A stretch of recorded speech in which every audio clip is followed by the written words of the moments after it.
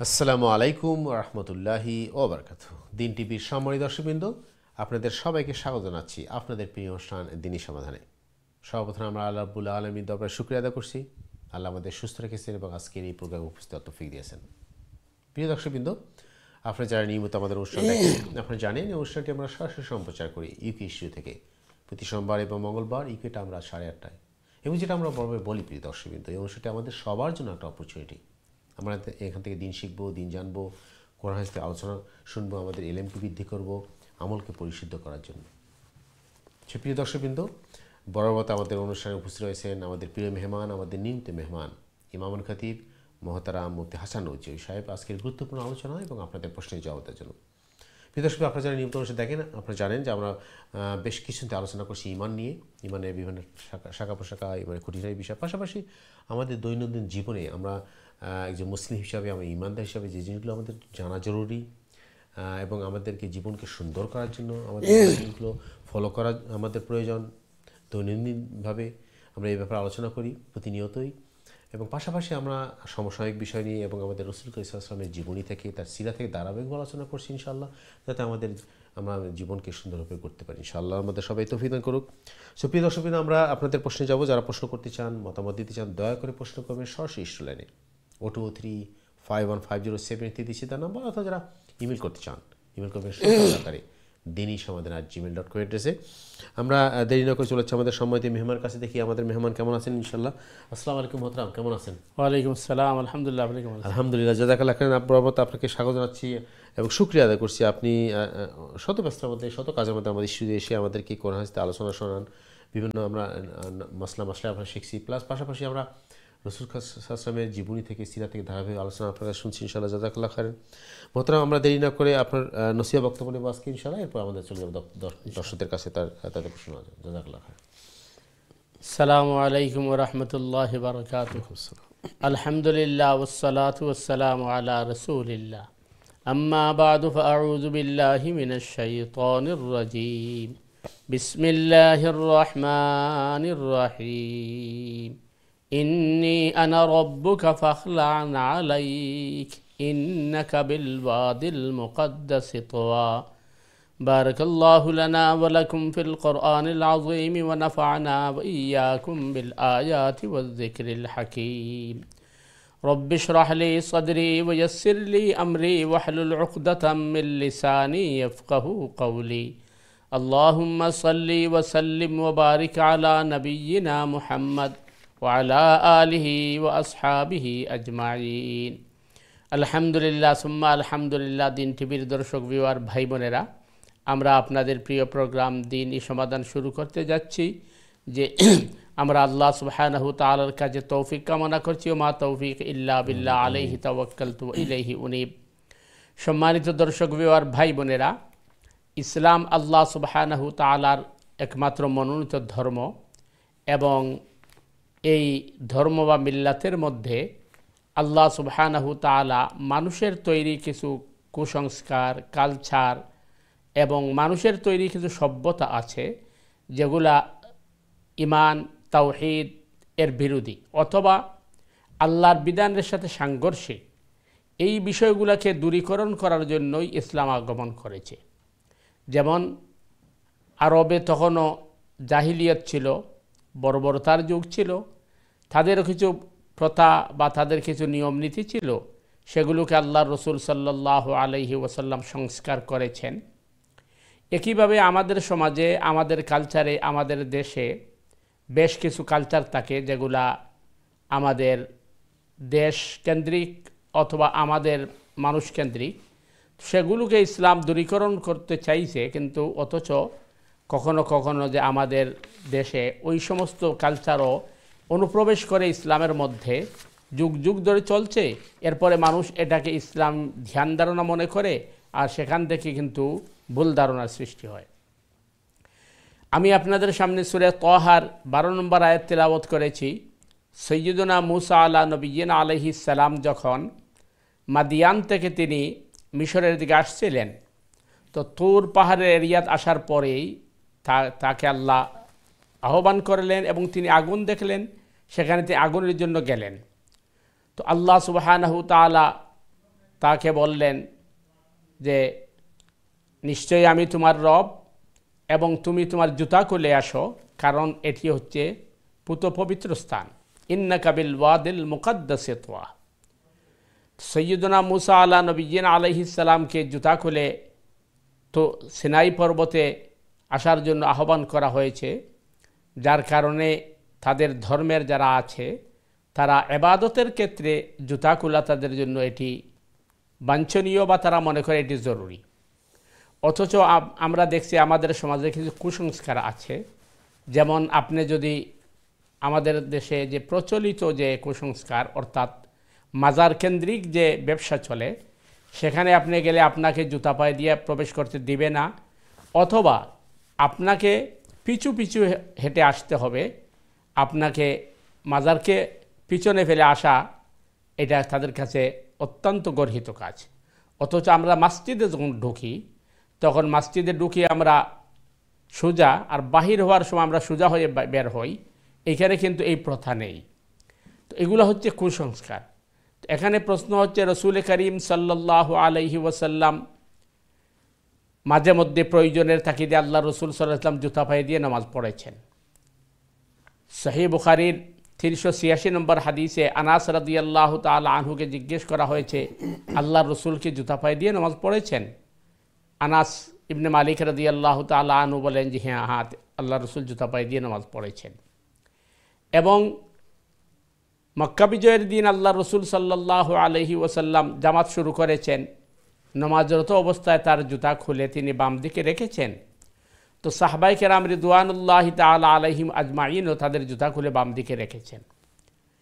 নামাজ শেষ হওয়ার পরে আল্লাহ রসুল জিজ্ঞেস করলেন যে তোমাদের জুতা খুলতে কোন জিনিস তোমাদেরকে উৎসাহিত করলো? সাহাবায়ে কেরাম বললেন, ইয়া রাসূলুল্লাহ, আমরা দেখছি আপনি আপনার জুতা খুলে ফেলেছেন। রসুল করিম সাল্লাল্লাহু আলাইহি ওয়াসাল্লাম বললেন, আমাকে জিবরিল আমিন বলছেন যে আমার জুতার নিচে নাপাকি আছে, এই জন্য আমি খুলেছি, তোমাদের তো খোলা প্রয়োজন ছিল না। তো এই হাদিস থেকে প্রমাণিত হয় যে প্রয়োজনের তাগিদে আপনি জুতা পায়ে নামাজ পড়তে পারেন, কোনো অসুবিধা নেই যদি জুতা পবিত্র হয়। তার কারণ ইসলাম একেবারে ইজিয়াদ্দিন ও ইউসরা। আমরা অনেক সময় করি কি, আমরা মনে করি যে জুতা পায়ে দিয়ে নামাজ পড়া এটা অবমাননা অথবা অসম্মানী। আপনারা হয়তো দেখছেন বা শুনছেন, গেল রবিবার আমাদের টাওয়ার হামলেটে বর্ণবাদী হামলার প্রতিবাদে হাজার হাজার মানুষ সমবেত হয়েছিল, এবং ওরা নামাজের যখন সময় হয়ে গেছে তখন ওয়াল গেট থেকে শুরু করে স্টেপনি পর্যন্ত বিশাল জামাত প্রতিষ্ঠিত হয়েছে, অধিকাংশ মানুষই জুতা পায়ে দিয়ে নামাজ পড়েছে। তো একদল এটা নিয়ে সমালোচনা করছে, এটা হচ্ছে আমাদের আপনার জ্ঞানের দৈন্যদশার কারণে, আমরা ইসলাম না জানার কারণে। এখন প্রশ্ন আসতে পারে, মুসা আলাইহিস সালামকে আল্লাহ জুতা খুলতে বললেন কেন? আসল বিষয়টি হচ্ছে যে সৈয়দনা মুসা আলা নবিয়্যিন আলাইহিস সালাম যখন মাদিয়ান থেকে যাত্রা শুরু করেছিলেন, তখনকার সময় আমাদের মতো এই স্ট্যান্ডার্ড শপিং মল ছিল না, দামি দামি শপ ছিল না, এবং এত দামি দামি জুতাও ছিল না। সেখানে মুসা আলাইহিস সালাম খালি পায়ে হাঁটতে তো অসুবিধা হয়। তো মুসা আলাইহিস সালাম একটা মৃত গাদার চামড়াকে ছিলে সেই কাঁচা চামড়া দিয়ে নিজেই জুতা তৈরি করেছিলেন, আর এই জুতা পায়ে দিয়ে তিনি আসছিলেন। যেহেতু মৃত গাদার এই কাঁচা চামড়া এটি নাপাক ছিল, কারণ চামড়াকে যখন দেবাগত করা হয় অর্থাৎ প্রক্রিয়াজাত করা হয় তখন সেটি পবিত্র হয়, এর আগ পর্যন্ত নাপাক থাকে। তো নাপাক থাকার কারণে আল্লাহ সুবহানাহু তাআলা বলছেন যে মুসা, তোমার জুতা তুমি খুলে আসো, কারণ তুমি আল্লাহ সুবহানাহু তাআলার সাথে কথা বলছো এবং আল্লাহ সুবহানাহু তাআলা তোমার সাথে কথা বলবেন, এই জন্য তোমার এই জুতা খুলে আসতে হবে। এই ধরনের অনেক বিষয় আছে যেগুলো আমরা হয়তো ইসলাম সম্পর্কে আমাদের গভীর নলেজ না থাকার কারণে আমরা অনেক সময় নেগেটিভভাবে চিন্তা করি। তো আল্লাহ সুবহানাহু তাআলা আমাদেরকে সঠিকভাবে দিন বুঝে আমল করার তৌফিক দান করুক। সুবহানাকাল্লাহুম্মা বিহামদিকা আশহাদু আল্লা ইলাহা ইল্লা আনতা আস্তাগফিরুকা ওয়া আতুবু ইলাইক। ওয়াসসালামু আলাইকুম ওয়া রাহমাতুল্লাহি ওয়া বারাকাতুহু। ওয়ালাইকুম সালাম, জাযাকাল্লাহ মোহতারাম আপনার এই গুরুত্বপূর্ণ আলোচনার জন্য। সুপ্রিয় দর্শকবৃন্দ, আপনার শুনলেন মোহতারামের গুরুত্বপূর্ণ আলোচনা। আমরা আলোচনা করবো আবারও ইনশাল্লাহ। এবং আপনারা যারা প্রশ্ন করতে চান, মতামত দিতে চান, টিভি থেকে আমাদের অনুষ্ঠান দেখছেন অথবা অনলাইনে যারা দেখছেন, তাদের সবাইকে স্বাগতম জানাচ্ছি। প্রিয় দর্শকবৃন্দ, আপনারা প্রশ্ন করবেন আমাদের জীবনধর্মী প্রশ্ন, যেটা আমাদের জন্য জানা জরুরি এবং প্রতি মুহূর্তে আমাদের যে সমস্যাগুলো আমরা সম্মুখীন হই দিনের ব্যাপারে, ইবাদতের ব্যাপারে, আমরা চেষ্টা করবো এগুলো জানার জন্য এবং আপনাদের প্রশ্ন আমরা জবাব দেওয়ার চেষ্টা করবো ইনশাল্লাহ। আপনারা দয়া করে প্রশ্ন করবেন সরাসরি লাইনে 0235150733 দিচ্ছি তার নাম্বার, অথবা যারা ইমেল করতে চান ইমেল করবেন সংক্ষিপ্ত আকারে dinish@gmail.com অ্যাড্রেসে। আমি বিনীত অনুরোধ করবি দর্শকবৃন্দ, আপনার প্রশ্ন করার সময় টিভির ভলিউম কমিয়ে দিয়ে অথবা মিউট করে আমাদের সাথে ফোনে কথা বলবেন, এরপর আপনার টিভিতে অনুষ্ঠান দেখতে থাকবেন ইনশাআল্লাহ। জাযাকাল্লাহ খাইরান। মোহতারাম, আমরা যে আজকের আলোচনা করলে আসলে আমাদের এই জিনিসগুলো আমরা এর আগে বহুবার আলোচনা করছি। আমাদের সমাজে অনেক বেশি এই ব্যাড প্র্যাকটিস, ইসলামের নামে, দিনের নামে অনেক কুসংস্কার চালিয়ে দেওয়া হচ্ছে এবং এটা বহুদিন থেকে চলে, যেটা আপনি বললেন। এবং দুঃখজনক হলো সত্য যে আমরা এই যুগে এসে যখন আমাদের সামনে দিন পরিষ্কার, আমাদের অথেন্টিক জিনিসগুলো পরিষ্কার জানা, কোরআন হাদিস থেকে জানা সহজ, এরপর আমরা ওই জিনিসগুলো কিন্তু নিজেকে আমরা আপডেট করতেছি না। দুঃখজনক এইটাই যে আমরা জানার চেষ্টা করতেছি না যে আসলে সঠিকটা কোনটা। আমরা কি এই পুরাতন জিনিসগুলো ধরে রাখবো, সেটা সঠিক কি না বেঠিক জানার চেষ্টা করব কি না, যাচাই বাছাই করবো কি না, নাকি আমরা ওই যে আমি শুনে আসছি বা দেখে আসছি এটাই মেনে চলবো। এইটা আমাদের জন্য একটু সমস্যা, যে আসলে আমরা আমাদেরকে নিজেদেরকে আপডেট করার চেষ্টা করতেছি না আমাদের ইলমের জ্ঞান দিয়ে, এলেম দিয়ে, এবং আমাদেরকে আমরা নিজেকে সংস্কার করতে চাচ্ছি না যে হ্যাঁ ঠিক আছে, ভুল ছিল, ভুলটাকে শুদ্ধ করে আমরা ভালোটাকে শিখি বা সঠিকটা শিখি, জানার চেষ্টা করি। এ ব্যাপারে আপনার পরামর্শটা কি? আমাদের কি করা উচিত বা আমাদের কি ধরনের চিন্তাভাবনা নিয়ে আসা উচিত এইটা করার জন্য? দেখেন, প্রথম জিনিস হচ্ছে যে প্রত্যেক বিষয় বা প্রত্যেক ব্যক্তি থেকে ভুল হতে পারে। মানুষ ভুল ত্রুটির ঊর্ধ্বে নয়, এই জন্য তো আমরা মানুষ। একমাত্র রসুল করিম সাল্লাল্লাহু আলাইহি ওয়াসাল্লাম যেহেতু আল্লাহ কর্তৃক নিয়ন্ত্রিত, সুতরাং রসুল করিম সাল্লাল্লাহু আলাইহি ওয়াসাল্লাম ছাড়া আর কেউ কিন্তু নির্ভুল নিখুঁত হতে পারে না। এই জন্য আমাদেরকে চিন্তা করতে হবে যে, যেটা আগে বলছি, যে আমাদের দিন ধর্ম বা আমাদের শরিয়ার মধ্যে পারিপার্শ্বিক কিছু জিনিস প্রবেশ করে ফেলছে, ওইগুলোকে আমরা অনেক সময় দিন মনে করছি। যেমন আপনার মনে বিবাহ শাদীতে ওই সময় অপচয় করা, বিশাল বরযাত্রী নিয়ে যাওয়া, আপনার ওই আরও বিভিন্ন প্রথাগুলো আছে, এগুলো কিন্তু ইসলামের মধ্যে নেই। ইসলাম বলছে আপনার আত্মীয় স্বজনের মধ্যে যারা অসহায় আছে তাদেরকে সহযোগিতা করেন। আমরা এগুলো না করে বিয়ে শাদীর মধ্যে বিশাল অনুষ্ঠান করি এবং ধনী মানুষদেরকে দাওয়াত দেই, গরিবদেরকে প্রতিপন্ন করি, আর যেগুলা আননেসেসারি এগুলো আমরা করি। তো যখন আমি জানবো যে এই জিনিসটা মানে ইসলামের সাথে সাংঘর্ষিক, তখন আমার জন্য উচিত হবে এটাকে বর্জন করা। কিন্তু আমরা তখন বলি যে তাহলে আমাদের মুরব্বীরা কি ভুল করেছেন, ওরা কি জানতেন না? এটা কিন্তু একটা আপনার বোকামি প্রশ্ন। তার কারণ একটা সহজ এক্সাম্পল আমি আপনাকে দিই। দেখেন, ব্রিটিশ আমল থেকে বাংলাদেশের ক্যাপিটাল সিটি ঢাকার স্পেলিংটা ভুল ছিল, এটা পরে সংস্কার করা হয়েছে। তো এটা তো আর বলা হয় নাই যে ব্রিটিশের যার ভাষায় ইংলিশ, তারা তো ভুল করতে পারে না, ভুল তো ভুলই। তো এই জন্য যখন আমাদের কাছে আসবে, আর বিশেষ করে যেহেতু আপনার ইমান, আকীদা এবং আমলের ক্ষেত্র, এটা কিন্তু খুবই সেন্সিটিভ, যদিও আমরা গুরুত্ব দিই না। আমার আমলটা হতে হবে নিখুঁত, নির্ভেজাল এবং আল্লাহর রসুল যা শিখিয়েছেন তা। তো আমরা মনে করি আমাদের অনেক আগে করে আসছি, তাহলে এটা সংস্কার করবো। এই যে একটা কথা আমাদের সমাজের প্রচলিত যে আমাদের বুজুর্গের দিন, হুজুররা যা করছেন, বাপদাদা যা করলেন, তারা কি ভুল করছেন না? এই যে একটা কথা আমরা বলি থাকি, আমরা প্রায় বলা হয় তারা কি ভুল করছি, অথবা ভুল করলে তারা কি জাহান্নামে যাবে না। অথচ কোরআন বলছে যারা চলে গেছে তাদের ব্যাপারে তোমাদের মাথা কামানোর দরকার নাই, তাদের আমলের জবাব তারাই দিবে। সুতরাং আপনার যখন দেখা যাবে কোনো জিনিস আমাদের কাছে ভুল প্রমাণিত হয়ে গেছে, তখন আমরা এটা পরিহার করতে হবে এবং সঠিকটার সন্ধান নিতে হবে। কারণ এই যে আপনার মনে করেন ভিন্ন মত, ভিন্ন পথ, ভিন্ন ধর্ম, ভিন্ন তৈরি হয়েছে, এটা কিন্তু এই কারণেই অট্ট ধরে বসে রয়েছে, সে সংস্কারের পথে আসে না।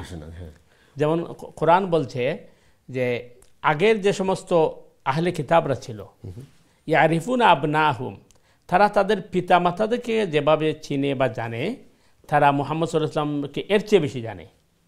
কিন্তু ওই যে অট্টদরা, এতদিন পর্যন্ত আমাদের ওই বানি ইসরায়েলের মধ্যে নবী আসছিলেন, আমরা এখন কেন বাদ দিব, বা আমাদের কিবলা আগে ছিল মসজিদুল আকসা, আমরা এখন নতুন কিবলা কেন ফলো করব। তো এই সত্য আসার পরেও যদি কেউ মনে করেন ওইটাকে গ্রহণ না করে, তাহলে এটা কিন্তু দুর্ভাগ্যজনক।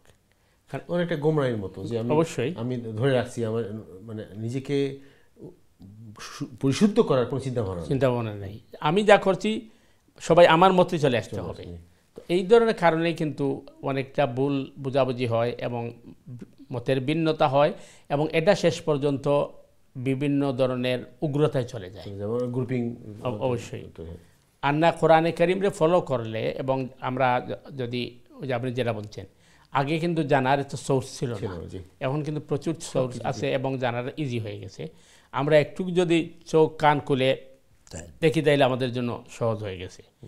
এবং ওই যে হাদিসের মধ্যে আসছে, ইস্তাফতি নাফসাক, তুমি তোমার কাছে ফতোয়া জিজ্ঞেস করো, কারণ প্রত্যেকে আল্লাহ বিবেক দিয়েছেন। যে অন্যায় করে সেও জানে এটি অন্যায়, কিন্তু এটার পক্ষে সে খোঁড়া যুক্তি তৈরি করে। এটা হচ্ছে শয়তানি প্ররোচনা। এই জন্য আমাদেরকে সবসময় মানে সঠিকটা তালাশ করতে হবে এবং কোরআন এবং সুন্নাহকে ফলো করতে হবে, যে আল্লাহ এবং আল্লাহর রসুল কি বলেছেন এবং আমাদের আগে কি চলে আসছে, এটা দলিল নয়। দলিলটা হচ্ছে আল্লাহ আল্লাহ রসুল কি বলেছেন। প্রখ্যাত হাদিস বলছে যে তোমরা যে আল্লাহ কোরআন এবং রসুলের হাদিসকে দূরে রাখো, তাহলে তোমার পথভ্রষ্ট হবে না। তাই আমরা দুঃখজনক সত্য মহতরা আমরা এই যুগে এসে আমরা কিন্তু সেই রসুলের সেই হাদিসটাকে ফলো করতেছি না। আমরা পুরাতন ধ্যান ধারণা নিয়ে আসি, অথবা আমরা যেটা ভুল শিখে আসি, এবং ছোটো ছোটো জিনিস যে আমাদের দর্শক প্রায় এখনও প্রশ্ন করেন যে নিয়তের ব্যাপারে। অবশ্যই আমরা দেখেন আজকে তো 100 বছর আগে যে নিয়তটা শেখানো হয়েছে, যে তখন হয়তো কেউ করছে কোনো কারণে, কিন্তু এটা তো সুন্নাহ দ্বারা প্রমাণিত না। কিন্তু আমরা এটাকে এখনও ধরে রাখছি। এখন অনেকে প্রশ্ন করে যে আমি কি বলে নিয়ত মুখস্থ করবো কিনা, নিয়ত পড়তে হবে কিনা, কিন্তু মানে কি আমরা এই জিনিসটা জানার চেষ্টা করতেছি না, সঠিকটা জানার চেষ্টা করতেছি। যেমন আমি যে আলোচনা নিয়ে আসছি, আমি দেখছি ওই গত রবিবারের যে ঘটনা, ফেসবুকে অনেকেই সমালোচনা করতেছে, যারা রাস্তা বন্ধ করে নামাজ শুরু করে দিছে, জুতা বাই দিয়ে নামাজ পড়ছে। যে লিখছে সে হয়তো নামাজই পড়ে নাই, কিন্তু সমালোচনা করে।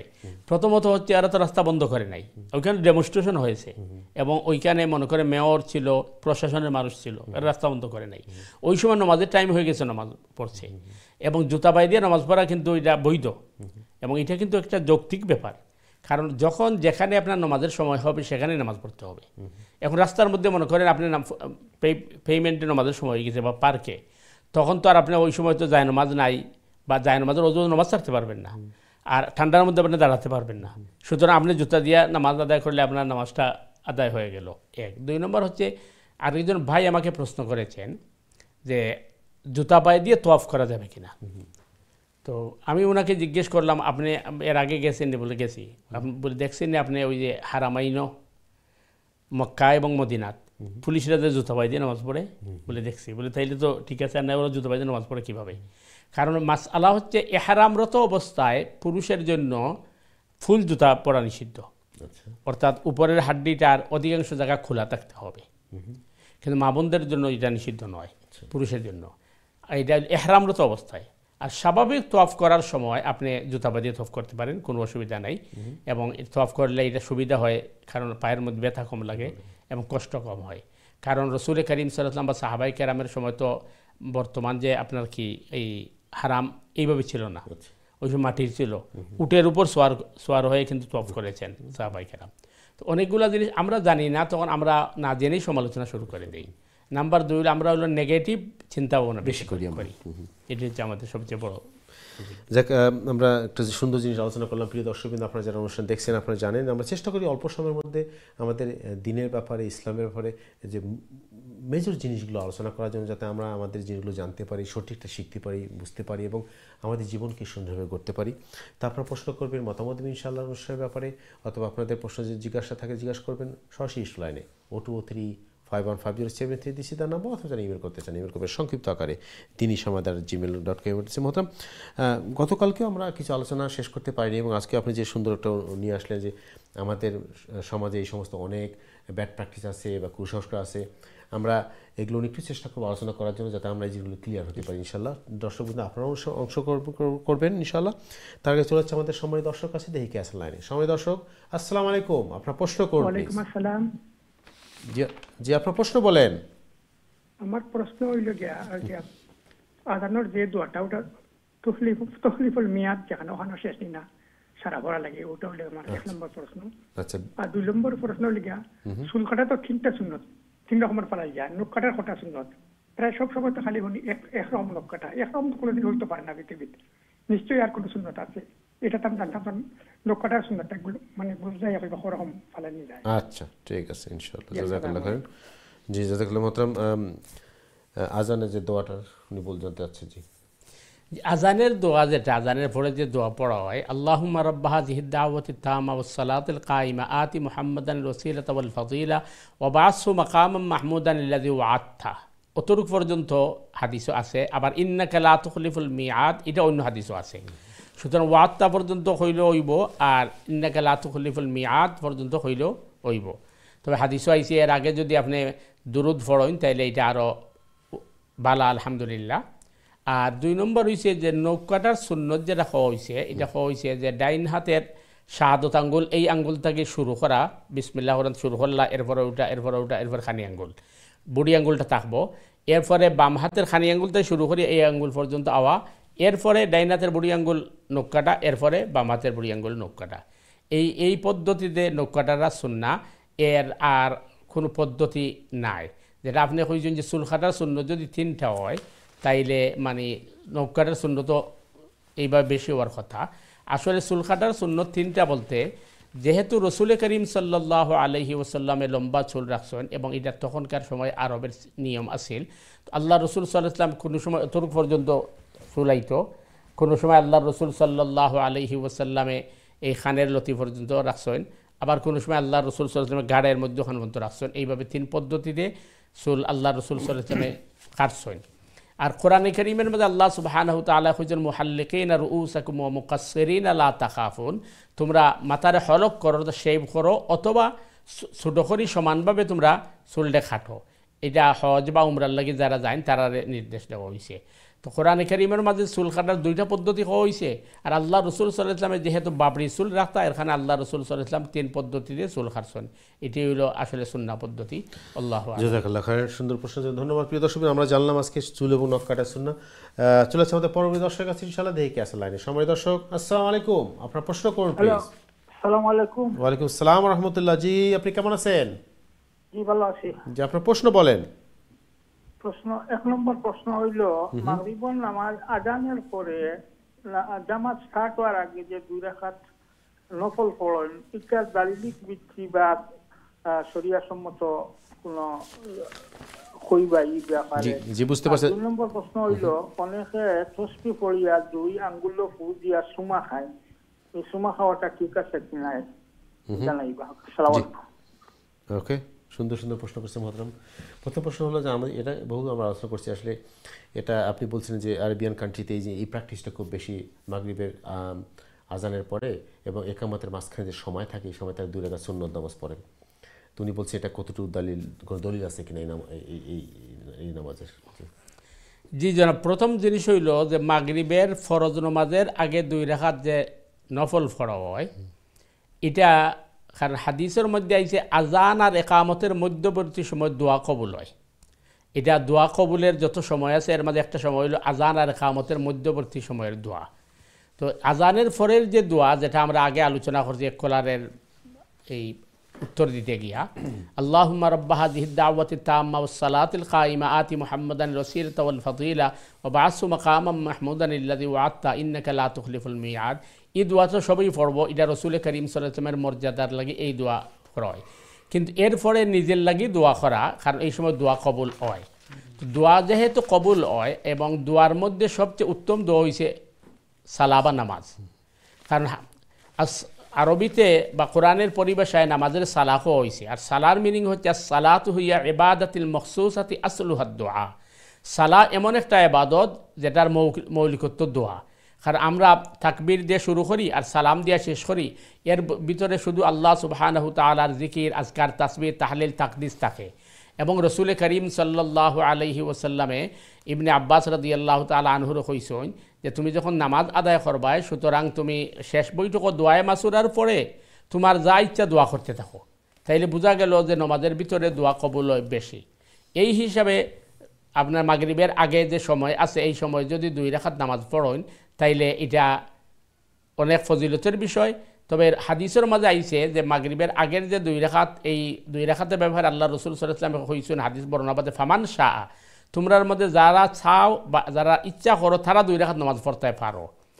এই হিসাবে মাযহাবের যে আপনার আলোচনা আছে, হানাফি মাযহাবে যে বক্তব্য হইল যে এই নামাজটা যেহেতু নর্মাল নফল, সুতরাং মাগরিবের ফরজের আগে কোনো নফল নাই, এটা হানাফি মাযহাবের বক্তব্য।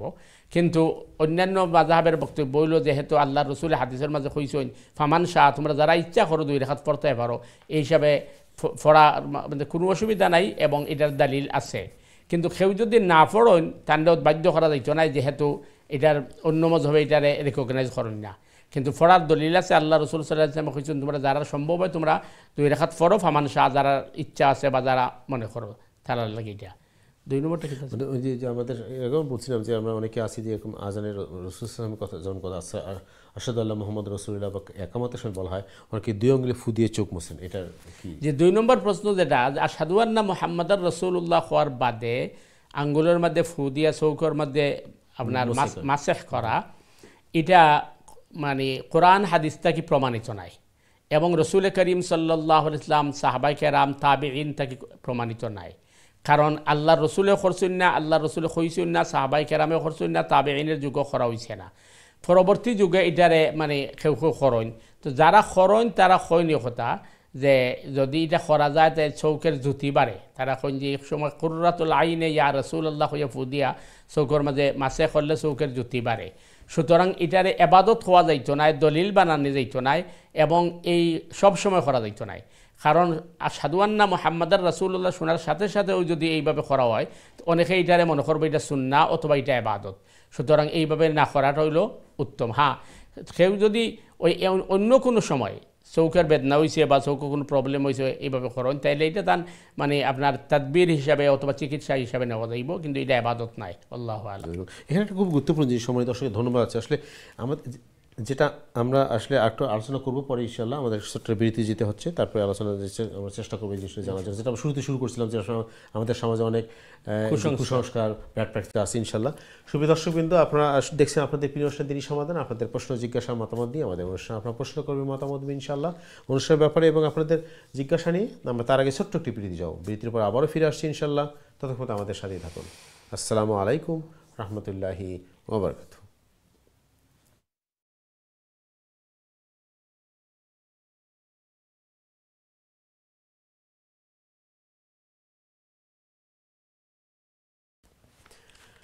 আসসালামু আলাইকুম রহমতুল্লাহি ওয়া বারাকাতুহু। দিন টিভির সময় দর্শকবৃন্দ, বিরতির পরে আবার আপনাদের স্বাগত জানাচ্ছি আপনাদের প্রিয় অনুষ্ঠান দিনই সমাধানে। যারা যে যেখান থেকে আমাদের অনুষ্ঠানে যোগদান করছেন আপনাদের সবাই স্বাগতম, মোবারকবাদ। প্রিয় দর্শকবৃন্দ, আজকে আমাদের অনুষ্ঠানে উপস্থিত হয়েছেন আমাদের প্রিয় মেহমান, আমাদের নিয়মিত মেহমান ইমাম খতিব মোহতারাম মুফতি হাসানুল চৌধুরী সাহেব। আজকে গুরুত্বপূর্ণ আলোচনা এবং আপনাদের প্রশ্নের জবাব দেওয়ার জন্য যারা আপনারা প্রশ্ন করতে চান, মতামত দিতে চান, দয়া করে প্রশ্ন করবেন সরাসরি লাইনে 02351507 নাম্বার, আপনার টিভি স্ক্রিন নাম্বার দেখতে পাচ্ছেন, অথবা ইমেল করতে চান, ইমেল করবেন সংক্ষিপ্ত আকারে দিনই সমাধান@gmail.com। মতন আমরা আলোচনায় ফিরে আসবো, তার আগে আমাদের দর্শকদের প্রশ্ন নিয়ে আসি ইনশাআল্লাহ। চলে যাচ্ছে আমাদের সময় দর্শক কাছে, দেখি কে আসল লাইনে। সময় দর্শক আসসালামু আলাইকুম, আপনার প্রশ্ন করুন প্লিজ। জি দর্শক আসসালামু আলাইকুম। আসসালামু আলাইকুম। ওয়া আলাইকুম আসসালাম ওয়া রাহমাতুল্লাহি ওয়া বারাকাতুহু। জি আপনি কেমন আছেন? আলহামদুলিল্লাহ, আপনারা কেমন আছেন? জি আলহামদুলিল্লাহ। জি আপনার প্রশ্ন বলেন। আমার একটা প্রশ্ন, আপনার মুরব্বী তাই নাই 2 বছর ধরে বেটো হন, তো তান প্রায় বিয়ে হলে আইয়া কেরা রখলে আইয়া নেকি বদলাইয়া দেন, আর তো কোনো সময় হিসাব থাকে বিয়ের মাঝে নেকির মাঝে তাহলে তো ইন করে ইয়া দেই ওই বনি কেমলা। আচ্ছা বুঝতে পারছি আপনার প্রশ্ন, জাযাকাল্লাহ খাইরান। প্রায় সময় হারা সময় তাকে নেকির মাঝে হিসাবতে অন্য তাদের মাছ গোড়াইতে হইলে কিছু জিও লাগে কি দেখিলা মাছ গোড়াইতাম হিসাব নেকির মাঝে। আচ্ছা জি আমরা বুঝতে পারছি, ওটা তা বুঝিয়া কইয়া। আচ্ছা ঠিক আছে ইনশাআল্লাহ, জাযাকাল্লাহ খাইরান, ধন্যবাদ আপনাকে জি মোহতারাম। জি আসলে মুরব্বী তাই বিছনার মাঝে আসেন এবং তাই অসুস্থ মানুষ, আমরা দোয়া করি আল্লাহ তাকে আরাম দেও। আর এটা স্বাভাবিক, এটা আল্লাহর সৃষ্টি। মানুষ জন্মইব, মানুষ শিশু থাকে, এরপরে মানুষ বড় হয়, এরপরে মানুষ বৃদ্ধ হয়, এটা আল্লাহর সৃষ্টি। তো তান যেহেতু মানে এই অবস্থার মাঝে আসেন, সুতরাং আপনারা তাদের তৈয়ম করিয়া নামাজ পড়লে নামাজ হইব ইনশাআল্লাহ। এটা সন্দেহ করার দরকার নাই, কারণ মাজুরের ক্ষেত্রে তো এই মাসলাই হয়েছে যে সবসময় নয়া উজু করিয়া নামাজ পড়বা। যেহেতু তাই উজু করার শক্তি নাই, তৈয়ম করাই দিবা, তাই জেলা ফারুন ওলা নামাজ পড়ে দিবা, আদায় যাব। কারণ কোনো অবস্থাতেই নামাজ বাদ দেওয়া যাইত নাই। আর এই অবস্থায় নামাজ পড়লেও তাই তো সব পাইবা, আপনারা যে তাদের চেষ্টা করা আপনারাও সব পাইবা ইনশাআল্লাহ। আল্লাহ সুবহানাহু ওয়া তাআলা তান এবং আমরা ইবাদতের কবুল করুন। আমিন, জাযাকাল্লাহু মোহতারাম। একটা জিনিস মোহতারাম, একটা আপনি আবারও এই জিনিসটা বারবারই আমরা আলোচনায় ফিরে আসে, আসলে যে সালাত থেকে ত্যাগ করার কোনো এক্সকিউজ দিয়ে, কোনো ওসিলা দিয়ে বা কোনো কারণ দেখিয়ে মানে বাদ দেওয়ার, না পড়ার, না আদায় করার কোনো সুযোগ নাই।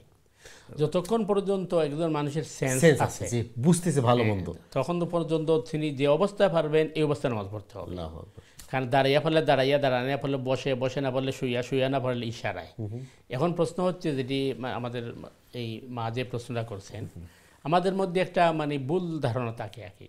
কারণ ওনার হয়তো আমাদের মতো ক্লিন করা সম্ভব নাই ওনার অবস্থায়। সেহেতু মনে করেন নাপির মধ্যে পেশাব থাকতে পারে অথবা নাপাকি থাকতে পারে। তো এই হিসাবে নামাজ পড়ে নামাজ হবে নি, হবে। কারণ কোরআনে বলছে ফাত্তাকুল্লাহ মাস্তাতাতুম, তোমাদের সাধ্য অনুযায়ী তোমার চেষ্টা করো। যেটা আমার সাধ্যের বাইরে সেটা তো আমরা করা না। কিন্তু মেইন কথা হলো যে কোনোভাবেই আপনি সালাত থেকে ত্যাগ করতে পারবেন। যে অবস্থায় আছেন, যে পরিবেশে আছেন, যেখানেই আছেন, সালাত আদায় করতে হবে অবশ্যই। জাযাকাল্লাহ। আমরা আলোচনা ফিরে আসবো, তার আগে আমরা দর্শকদের প্রশ্ন নিয়ে আসি ইনশাআল্লাহ। চলে যাচ্ছে সম্মানিত দর্শক কাছে। সম্মানিত দর্শক, আসসালামু আলাইকুম, আপনার প্রশ্ন করুন প্লিজ। ওয়ালাইকুম আসসালাম। আসসালামু আলাইকুম। ভালো আছেন আপনি? জি আলহামদুলিল্লাহ, আপনি কেমন আছেন?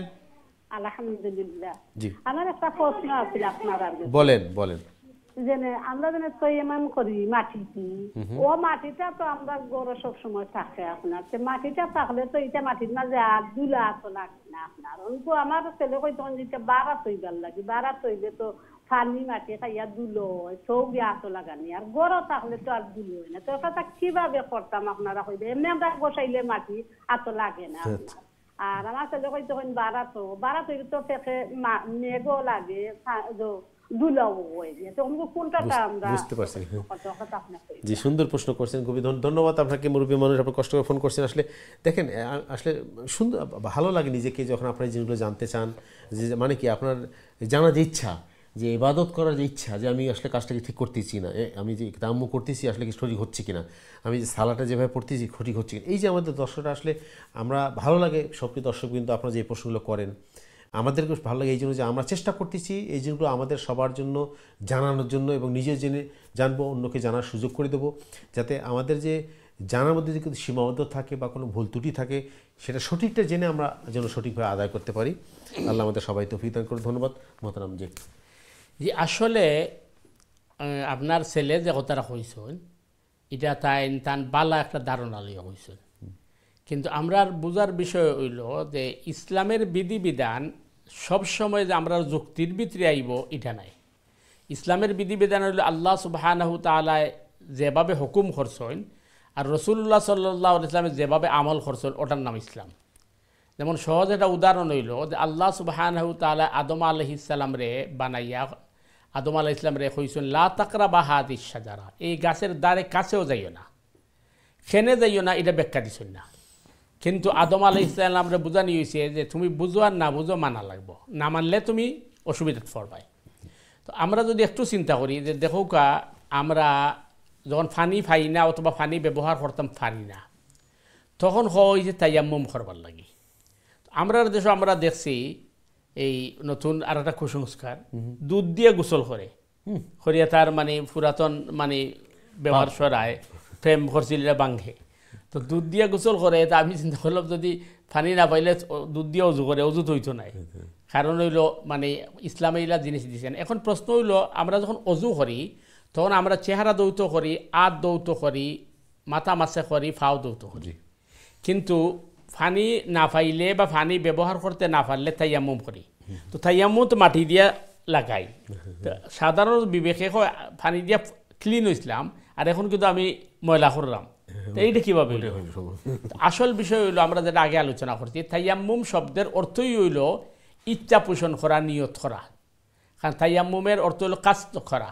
তো যেহেতু আমি পানি পাইছি না এবং আমি পানি ব্যবহার করতে অক্ষম, তখন আমি আমার দিল দিয়া এই কথা নিয়ত করলাম যে আল্লাহ আমি যেহেতু পানি ব্যবহার করতে অক্ষম, সুতরাং আমি তোমার ইবাদতের লাগি আমি প্রস্তুতি নিছি। আর ও প্রস্তুতি নেওয়ার লাগি মাটি দিয়ে ওখানে তৈয়ম্মুম করা হয়, যে মাটি দিয়ে যে লেখা সজদা দিয়ে আমরা প্রমাণ করি আমরার কোনো অস্তিত্ব নাই আল্লাহর সামনে, আমরা মানে আল্লাহর সামনে অস্তিত্ব বিলীন করে নিছি। তো মাটি সাধারণত মানুষের মানে একেবারে নিচে যাওয়াগের পথ, এর লাগে মাটি দিয়ে তৈয়ম্মুম। এখন যেটা হইছে যে মাটি দিয়ে তৈয়ম্মুম করতে কোন ধরনের মাটি হইতো, এটা বালু লাগতে হইব, মাটি লাগতে হইব, এটা শর্ত নাই। শর্ত হইল মাটি বা মাটি জাতীয় জিনিস দিয়ে তৈয়ম্মুম হইতো। উদাহরণস্বরূপ আপনি দুলাবালি যদি থাকে, আপনি সিসাই ঢোকেছেন, এই দুলাবালি থাকবো, দুলাবালি দিয়া ইনো হয়েছে না যে দুলা মুখে লাগাইবার লাগে, হয়েছে দুলার মাঝে আত মারার মাঝে আতরে জারতে হইবে, যেটা বালু পড়ি যায়। তো দুলাবালি দিয়ে আপনি তাইয়াম্মুম করলা, অথবা মাটির ওয়াল থাকলে ওয়ালের মাঝে আত দিয়ে তাইয়াম্মুম করলা, অথবা যদি সিমেন্টের ওয়াল থাকে, যেটা প্লাস্টার আছে, ওয়ালপেপার না, সিমেন্ট দিয়া, এটাও মাটির মতো। তো মাটি, দুলা অথবা পাথর, এই সবগুলা মাটির জাত, এটার মাঝে তৈয়ম্মুম করা হয়। কিন্তু উডোর মাঝে হইতো নাই, স্টিলের মাঝে হইতো নাই, লোহার মাঝে হইতো নাই, কারণ এটা কিন্তু মাটির জাত নাই। তো এর কারণে মানে যেটা আপনি কইছেন বা তৈয়ম্মুমের লাগি যে পাথরগুলো আমরা গড় হলো রাখা হয়, এটার মাঝে দুলাবালি লাগা এটা দরকার নাই। এটা এটা এটা তো আসলে অরিজিনাল মাটি, অরিজিনাল মাটি হিসাবে এটার মাঝে আর দুলাবালির দরকার নাই। আপনি এটার যে বক্সের ভিতরে রাখুন অথবা আপনি ঘরের ভিতরে রাখুন, এটার মাঝে তৈয়ম্মুম করতে অসুবিধা নাই। তবে হ্যাঁ, ইনো একটা জটিল প্রশ্ন হইল যে মনে করুক আপনি জার্নি কররা, প্লেনের মাঝে আপনি সফর কররা, ট্রেনে সফর কররা, এই সময় আপনার নমাজের টাইম হয়ে গেছে এবং অজু নাই, অজুর লাগে পানি নাই, তখন তো প্লেনের বডিটা তো মাটির নাই, স্টিলের, এটার উপরে আত মারলে তৈয়ম্মুম হইব কিনা, এ ব্যাপারে বর্তমান সময়ের গবেষক মুফতি হলের ফতোয়া হইল যে এই সময় সাময়িকভাবে যেহেতু বিকল্প রাস্তা নাই, আপনি প্লেনের বডির মাঝে বা ট্রেনের বডির মাঝে আত মারিয়ে আপনি তৈয়ম্মুম করবা, বাহির থেকে যে দুলাবালি পরে ওঠার মাটির হুকমত ধরা হইব। কিন্তু গড় তৈয়ম্মুমের লাগি যে মাটি রাখছেন, এটা অরিজিনাল মাটি, এটার মাঝে আর দুলাবালি লাগার দরকার নাই।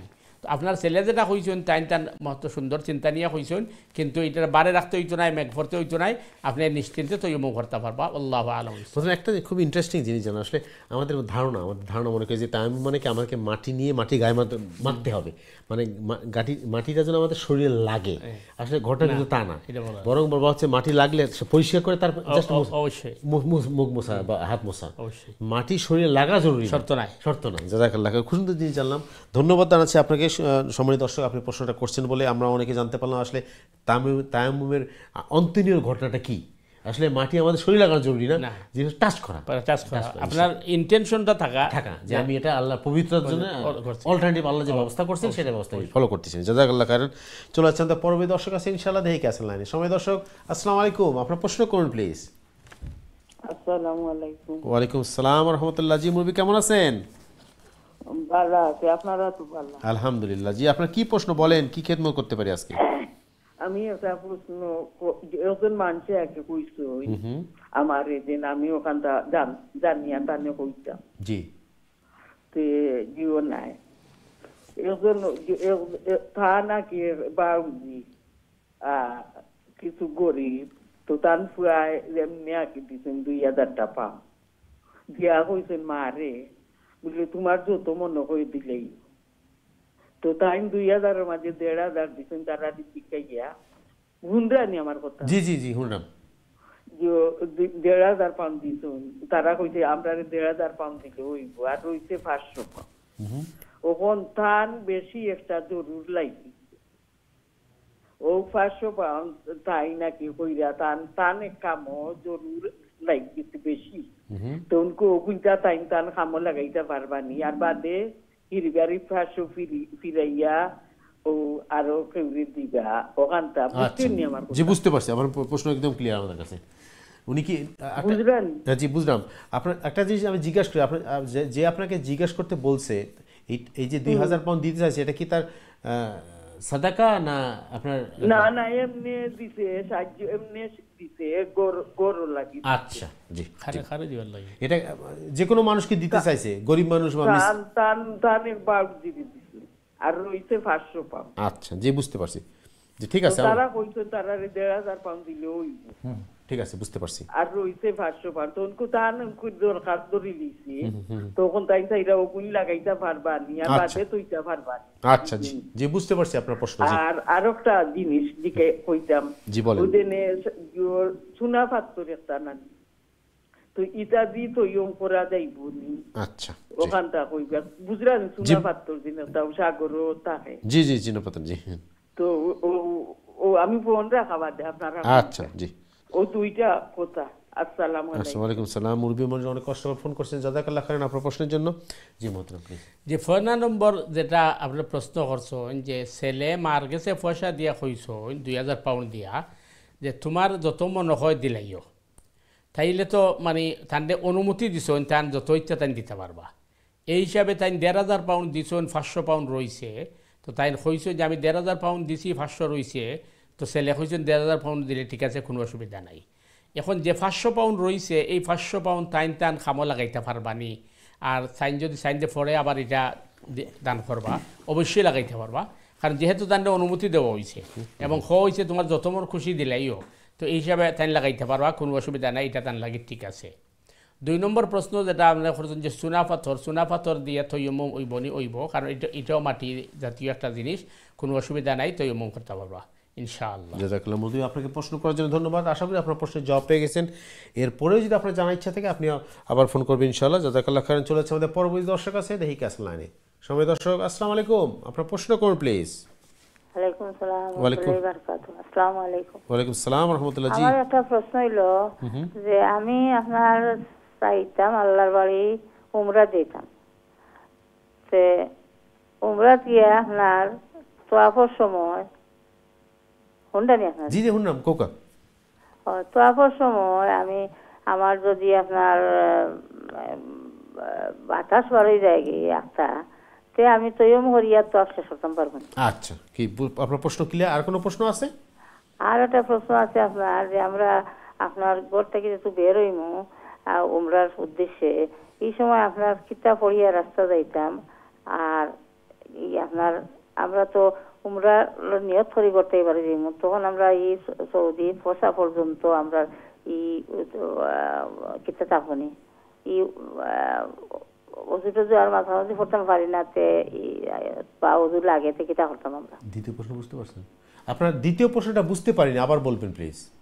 দ্বিতীয় প্রশ্ন কথা কইয়া যে আমরা গোলটা কিন্তু উমরার নিয়ত করিয়া বার হইলাম, বুঝছেন? জি বুঝছি। বাড়িয়ে তো আমরা বাক্কা পথ যাইতাম না নি আপনার, তো এই রাস্তার মাঝে তো আমরা পেশাব টেশাব করমু, এই করমু সেই করমু, তখন আমরা এই নিয়ত ও করা ওটা ঠিক আছে না, ওখানটাত কে নিয়ত করা লাগবে? আচ্ছা, এবার বুঝতে পারছি, ঠিক আছে।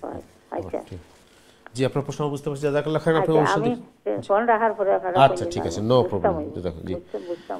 আচ্ছা, জাযাকাল্লাহ খাইরান। মুরব্বী মনে কষ্ট করে ফোন করছেন, ধন্যবাদ আপনাকে প্রশ্ন করার জন্য। মোহতারাম, দুটো গুরুত্বপূর্ণ প্রশ্ন। উনি বলছেন যে তওয়াফের সময় যদি আপনার বায়ু বের হয় তাহলে কীভাবে তায়াম্মুম করে করা যাবে কিনা। দ্বিতীয় প্রশ্ন যদি শুনলেন যে আমরা নিয়ত করে বের হয়ে যদি আবার উজু নষ্ট হয়, ব্রেক হয়, তাহলে কীভাবে উজু করবেন বা নিয়তটা কী কোথায় করবেন। জি, 4 নম্বর বিষয় হইল যে তোয়াফরত অবস্থায় যদি অজু যায়, যে কোনোভাবে যাও, তাইলে যে জায়গাত অজু গেছে ও জায়গা থেকে গিয়া অজু করিয়া আবার অন্তাকে আইয়া আপনি কারিয়ন করতে হইবা। এটা হইল মাসআলা।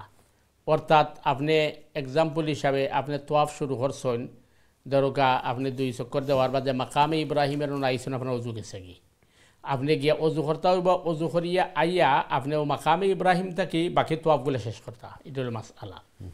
এখন প্রশ্ন হইল আপনি করা যে যদি তোয়াফরত অবস্থায় আপনার অজু যায় গিয়ে, তাইলে আপনি তৈয়ম্মুম করতে পারবা কিনা। আপনার মানে কথাবার্তা শুনে আমরা গেছে লাগের হয়তো মানে মুরব্বী মানুষ, আপনি যদি বয়স্ক হন আর আপনার লাগে কষ্টকর হয় অজু খানাত পর্যন্ত যাওয়ার লাগে, তো ইনো গিয়া অজু করিয়া আইলে আপনার বেশি কষ্ট হইব, সম্ভব হইতো নাই, তাইলে তো অবশ্যই তৈয়ম্মুম আপনারা যাইস, কারণ যারা অক্ষম তারা লাগে তৈয়ম্মুম যাইস। তো আপনার তো সিচুয়েশন আপনি বালা জানরা, যদি আপনি মনে করেন আপনার লাগে কষ্ট হইব অজু করিয়া ইয়ে আপনি ভারতা না, হয়তো আপনার অসম্ভব হইব, তাইলে তো আপনি তৈয়ম্মুম করবা। তো তৈয়ম্মুম যখন করবা আপনি এই সময় তোয়াফের সময় তৈয়ম্মুমের ফাতোয়ার আপনার এই বেগর মধ্যে রাখি দিলে এটাকে ইজি, যেহেতু আপনার অজু যায়। নাম্বার 2 হলো যেহেতু আপনি কইছেন যে তোয়াফ করার সময় যদি বাতাস যায় অথবা এই অজু যায় কি, এই কথায় বোঝা যায় যে আপনি হয়তো মানে মাজুর বা অক্ষম, আপনার ঘন অজু যার ইলা যদি ইয়ে থাকে তাইলে তো আপনি অবশ্যই মাজুর আপনার লাগে। আর আপনি বয়স্ক মানুষ যদি ওই তখন কষ্ট যদি হয় তাইলে তো মুখরে আপনি কী করতে পারবা, আপনার তফ শেষ করতে পারবা। 2 নম্বর বিষয় হইল যে যেহেতু আপনি এখান থেকে উমরার লাগিয়ে মাক্কা মুকাররমা পর্যন্ত যাইবা, এই দীর্ঘ পথ যখন সফর করবা তখন আপনি মনে করলা যে আপনার তো অজু যাইব, তে নিয়ত কোনানো করতা।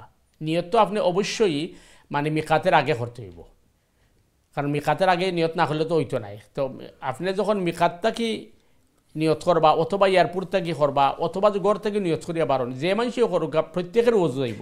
এহরাম বাঁধার কথা বলছেন? এহরাম বাঁধা প্রত্যেকের অজু যাইব, কারণ এখান থেকে এত ঘন্টা থাকা সম্ভব নাই। এখন আপনার অজু গেলে গিয়ে আপনার এহরাম নষ্ট হইতো নাই, কারণ অজু গেলে এহরাম নষ্ট হয় না। আপনি মনে করুকা এই জিকির আজকার তসবিহ তাহলিল করতে থাকবা, আর যখন নমাজের টাইম হইব তখন আপনি অজু করবা। অজু যদি করতে পারেন আলহামদুলিল্লাহ, অজু করতে না পারলে আপনি তৈয়মুম করবা, যেহেতু আপনি মাজুর। এরপরে আপনি যেটা কইছেন যে আপনি মক্কা পর্যন্ত যাওয়ার লাগে কিতাব পড়তা, আপনি যত সময় এহরামও থাকবা সব থেকে বড় জিনিস হলো তালবিয়া পড়া। লাব্বাইক আল্লাহুম্মা লাব্বাইক লাব্বাইক লা শারীকা লাক লাব্বাইক ইন্নাল হামদা ওয়ান নি'মাতা লাক ওয়াল মুলক লা শারীকা লাক। তো এই তালবিয়া আপনি কোন সময় পড়তা? আপনি ঘর থেকে যখন বারোইবা তখন পড়বা, গাড়ি যখন উঠবা তখন পড়বা, গাড়ি থেকে যখন নামবা তখন পড়বা, আপনি এয়ারপোর্ট গিয়ে আবার পড়বা, প্লেনে উঠার সময় পড়বা, প্লেন থেকে নামার সময় পড়বা, আপনি জিদ্দা এয়ারপোর্ট গিয়েও পড়বা, এবং পড়তে পড়তে আপনি মাক্কা মুকাররমা যাইবা। তালবিয়া শেষ হইব ওই সময় যে সময় আপনি উমরার লাগি বাবে উমরা দিয়ে ঢুকবা, ঢুকে আপনি যেখান থেকে হজরে আসওয়াদের কর্নার থেকে যে আপনার তওয়াফ শুরু হইব, অন্য যাওয়ার বাদে আপনার তালবিয়া শেষ হইব। এর আগ পর্যন্ত তালবিয়া পড়া হইল আপনি নামাজের সময় ছাড়া, বাকি সব সময় তালবিয়া পড়া, উঠতে বইতে তালবিয়া পড়া সবচেয়ে বেশি ফজিলতের। তো তালবিয়া পড়তে গিয়ে কতক্ষণ জোরে পড়তে হইবা এটা আরও জোরে শোনা লাগতো না, আপনি শুনুন তখন, যেটা আমরা স্বভাবত নমাজের মাঝে যে ওই আপনার সাইলেন্ট কেরাত জেলা পড়ি আর কি, জ্বর রক্ত আসর রক্ত এইভাবে পড়লে হইব নিজে নিজে। তো আপনি তোয়াফ আরম্ভ করার আগ পর্যন্ত তালবিয়া পড়বা, তালবিয়া পড়াটা হইল জরুরি। আর বাকি আপনার অজু গেলে গিয়ে আপনার এহরামের কোনো অসুবিধা হইতো নাই। আমরা যতটুকু বুঝছি ততটুকু ক্লিয়ার করছি, এর বাদেও যদি কোনো আর কিছু জানার থাকে আপনি আবার আইবা ইনশাআল্লাহ। মুরব্বী আপনি কষ্ট করে ফোন করছেন ধন্যবাদ। মতো একটা জিনিস তো ক্লিয়ার হলো যে আসলে এহরামের সাথে উদুর সম্পর্ক নেই, উদুর সম্পর্ক হলো সালার সাথে অথবা আপনার কি বলে নামাজের সাথে, হ্যাঁ তওয়াফের সাথে, হ্যাঁ তওয়াফের সাথে। মানে আমাদের জিনিসগুলো ক্লিয়ার হওয়া দরকার। ধন্যবাদ জানাচ্ছি আপনারা যে আপনি প্রশ্নটা করছেন, আমাদের জানা হলো যে অনেকেই আমরা জিনিসটা কনফিউজ হয়ে যে আমরা এহরাম উজু ভেঙে গেলে কি এহরাম নষ্ট হয়ে যাবে কি না, এহরামের সাথে উজুর সম্পর্ক, কারণ মিকাত থেকে এহরাম মানবে, মিকাত তো 17 মাস তো এইখান থেকে উজু রাখবে কিভাবে। জি জাযাকাল্লাহ খাইরান, সুন্দর প্রশ্ন করেছেন, ধন্যবাদ জাযাকাল্লাহ খাইরান। আপনার প্রশ্নের জন্য চলে আসছে আমাদের পরবর্তী দর্শক আছে, দেখি কে আছেন লাইনে। সময় দর্শক আসসালামু আলাইকুম, আপনার প্রশ্ন করুন প্লিজ। আসসালামু আলাইকুম। ওয়ালাইকুম আসসালাম ওয়া রাহমাতুল্লাহ। জি ভাই কেমন আছেন? আলহামদুলিল্লাহ। আচ্ছা আমার দুইটা প্রশ্ন। জি জি বলেন মুরব্বি, আপনার প্রশ্ন বলেন। পয়লা প্রশ্নটা হইল কি, আমরা যেমন ঘর থেকে ইহরাম বান্ধা উত্তম হইব না, যখন আমরা যাইতাম উমরার দোয়া করবো, আপনারা চৈতান মতে যাইতাম উমরার যাইতাম, তো ঘর থেকে ইহরাম বান্ধা গেলে কি ঠিক আছে, আমরা বেটিনতে তো আর কিছু লাগে না। জি জি জি, খালি সিন্দের কাপড়, মহিলাদের জন্য সুবিধা। জি বুঝছেন না কথা? জি। আর কি জানতে চান আপনি? আর কি জানার ইচ্ছা আছে আপনার?